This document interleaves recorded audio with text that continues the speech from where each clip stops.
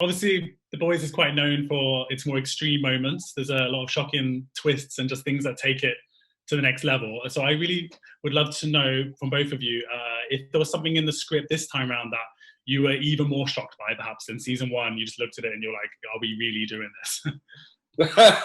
Yeah, you know what? I think that is actually a common reaction every single time you open up in the draft for a new episode. There's constantly the writers are throwing curveballs at you. This season we had so many of those moments, some of which you've seen in the teaser trailer. The boys, launching a speedboat into the side of a sperm whale was, something that flabbergasted me. And certainly, when we actually got to shoot that, I was amazed at how we shot it. It was like old school technique. That was all of the principal cast in the speedboat, ripping along the water, jumping waves, and we shot it old school. But no, it's just really a testament to the sick mind of Eric Kripke. I don't know where he gets the from, honestly. Yeah. What about you, Laz? Anything to add? Yeah, man. I mean, unfortunately, I've been the butt of many of those rewrites. Just because it may not show up in the first version of a draft, 5 versions later, by the time you get to shoot, a lot of stuff changes. And we were literally just talking about something that happens in Mother's Milk in season 2 that will probably make the meme viral circuit once this episode airs. I'm already mentally prepared for it to get memed this way. I don't know if he is mentally prepared for it, though. I'm trying. You're trying to be good with it, but really, would you mind sharing a bit what that is in the context that I wouldn't publish anything till afterwards, because all I can say is something wraps around my neck. Okay. And that's all I'm gonna reveal. Yeah, man. Get a beautiful new scarf, and he loves it. It's very exciting. Definitely would not be my first choice of scarves. But yeah, man, I mean, like Karl said, you're always getting surprised, even on the show where our tolerance level for ridiculousness is much higher than, most people. And they still run us amok sometimes. Very quickly, I would say, basically, it's not about me, but anything that the Deep does is worth seeing, and it's insane. And Chace Crawford is incredible, and he needs his own show as the Deep. But there is a scene coming up in episode 4. It's just past what you've seen actually to this point, and it is. Season 2 is very much an internal journey for Homelander, but he really confronts himself and his inner demons in episode 4, and I cannot wait for you to see it. Oh, excited. Yeah. I mean, honestly, almost everything that I read, I was like, what? They can't possibly. Including some stuff where I was like, is that the right choice? Are we going to... Is that okay? Yeah. We're gonna do this, there's some scary moments, and hopefully we've pulled them all off. I think that walking that tightrope is what The Boys does so well, and how I became a fan in the first place. So joining you're gonna be in for a ride of stuff that you're like, I don't know if it works, but I have to trust the people in charge because they have made some crazy shit work in the past, and I think they're going to pull it off this time. I've got to say that the most shocking and hilarious moment on set was when I think Karl asked Laz if he's read one of the episode scripts, right.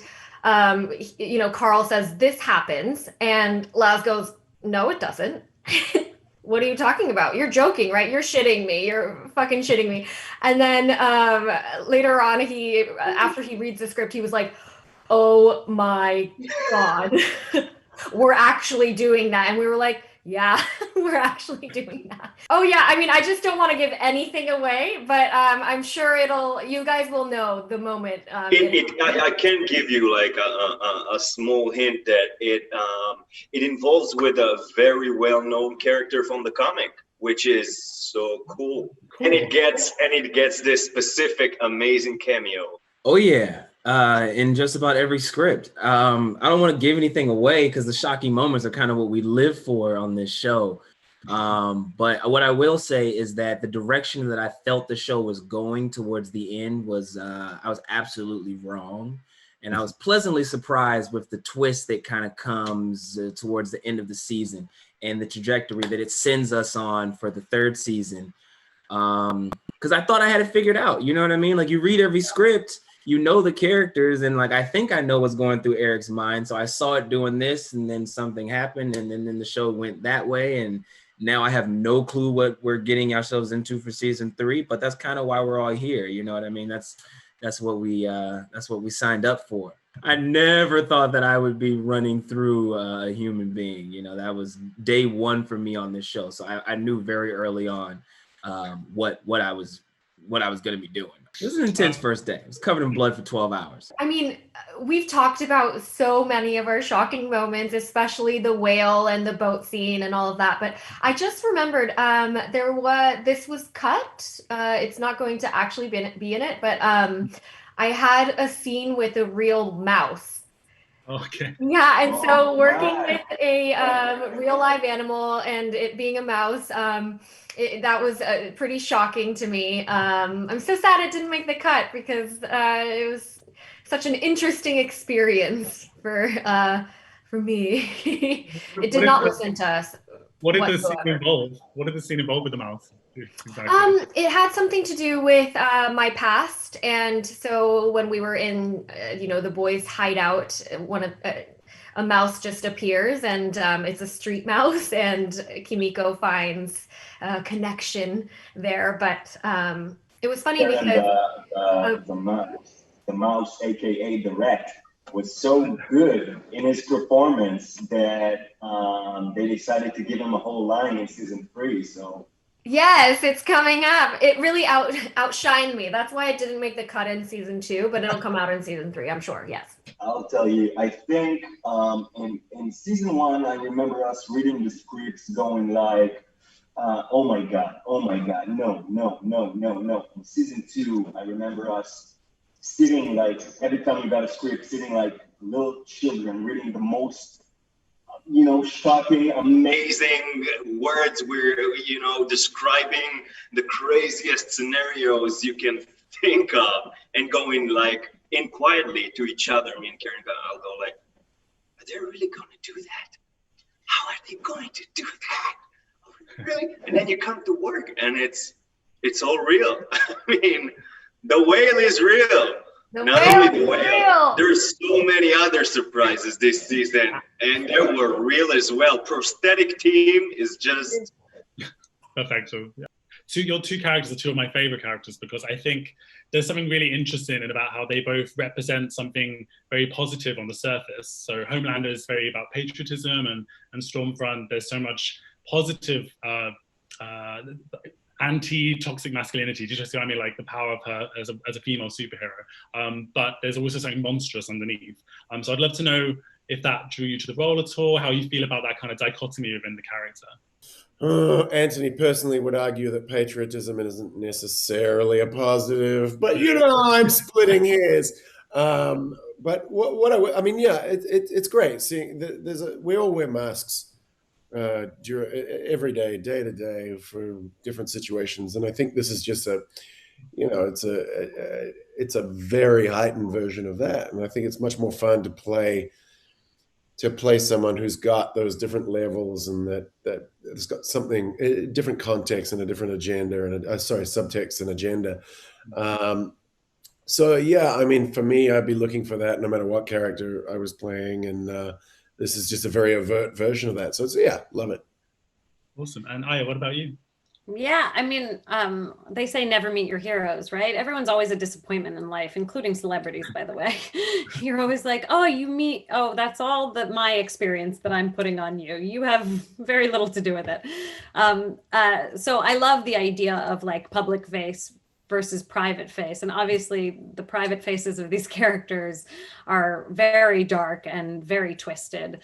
But that's what makes it interesting. I don't think that watching evil as, Ant likes to say, mustache twirling villains, that's a much less interesting thing to both watch and play.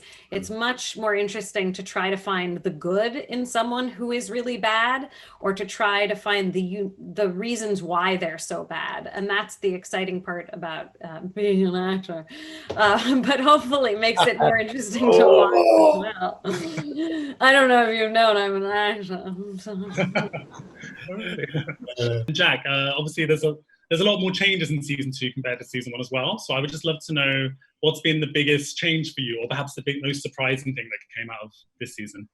Oh man, I think the biggest change for me going into the season was, I think based both on an actor level and a character level, I know everybody now, and like going back to this set was like going back to summer camp, and we.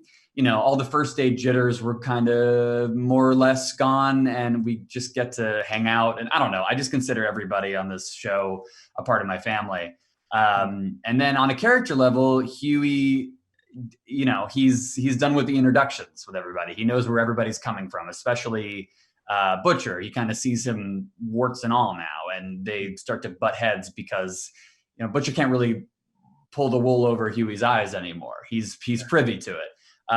So he's a little bit more experienced in this world, and he gets to kind of choose how he wants to deal with the mess that he's in, which has been so cool. And then especially with our, my relationship, Huey's relationship with Starlight, they know a lot more about each other this season too, and all the cards are on the table. So it's all very much different from how it was pulled off in season 1. And I loved that. I love that we weren't playing the same notes. We were trying to tell a different kind of story. And I don't know, I'm just a big fan of it. What's been the most challenging things this time around? Because obviously have been a lot of changes and things are bigger and more extreme. So I'd love to know what you both think about the challenges of that. I think that mine would have been, going into season 2, it just would have been because we've now seen an entire season's worth of history for this character, and not just history, but experiences that are really impactful, would be really impactful on someone. She's been through sexual abuse. She's been through heartbreak with Huey and her mom. It was so important for me to do that character history justice in season 2 and have her, as a real person would, embody that in every moment, in every interaction she has, because it's still been very recent to all of that heartbreak and that sexual abuse trauma. So, it was a matter of bringing new flavors to the character because she's growing older and she's evolving and she's maturing, while also keeping that history and trauma in consideration and having it manifest in the way she behaves by herself and with others. Yeah, no, you play this character for an entire season.